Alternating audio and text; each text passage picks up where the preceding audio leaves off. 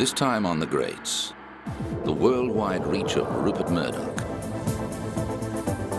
Beatlemania transforms the 60s. Simone de Beauvoir puts women's rights on the front page. And Margaret Thatcher begins her rise to power. But first, Marilyn Monroe, Part 2. In 1954, Marilyn Monroe was on top of the world. Films like Niagara, Gentlemen Prefer Blondes, and How to Marry a Millionaire had made her one of Hollywood's most popular actresses, and she had sealed her ever-growing fame by marrying the legendary baseball player Joe Dimaggio. But that marriage had quickly soured, and it was less than a year before Marilyn filed for divorce, citing mental cruelty. 2 years later, however, she married again, leaping from the physical to the cerebral by choosing one of America's most lauded playwrights, Arthur Miller, as her next husband. In 1959, the film Some Like It Hot was released, perhaps her greatest legacy. The brilliantly acerbic and witty comedy was directed by Billy Wilder and co-starred Jack Lemmon and Tony Curtis as two musicians forced to drag up and join an all-girl band to escape the clutches of the mob. Marilyn was the band's singer. She was delightful and deservedly won a Golden Globe for Best Actress.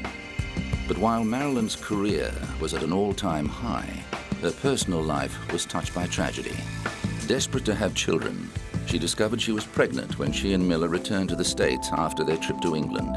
Unfortunately, she miscarried. In 1960, Marilyn returned to the screen with the musical comedy Let's Make Love, in which she co-starred with the French actor Yves Montand.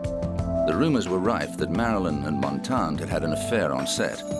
Marilyn's marriage to Miller ended in January 1961. By 1962, Marilyn started to move in a different crowd.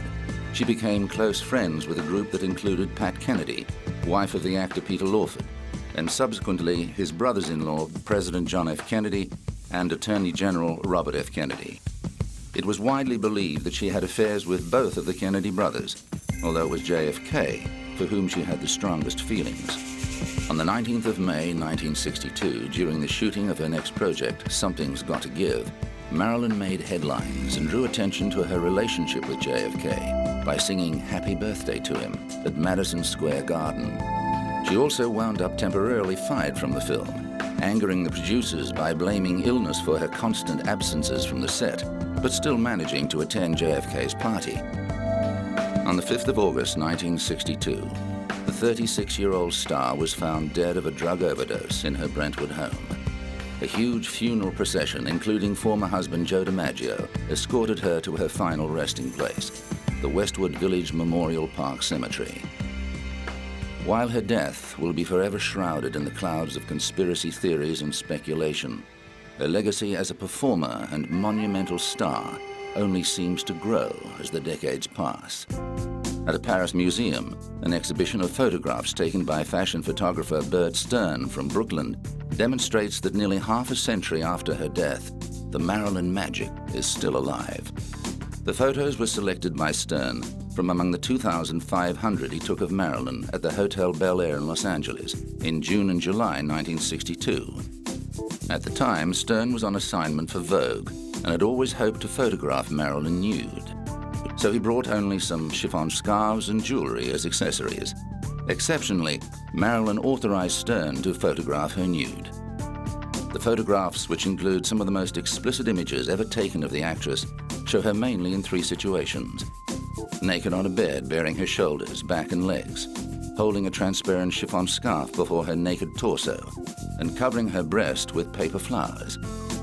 In other photographs, she wears cocktail dresses. One day before the publication of the photos, Marilyn's death was announced. It is now more than 40 years since that day, and still her image is used on a daily basis in advertising, in popular culture, and as an eternal reminder of one of the most troubled but enchanting actresses Hollywood has ever produced. Thank you, Mr. Sims. I want to thank the editors of Photoplay magazine and all of the public. I thank you very much.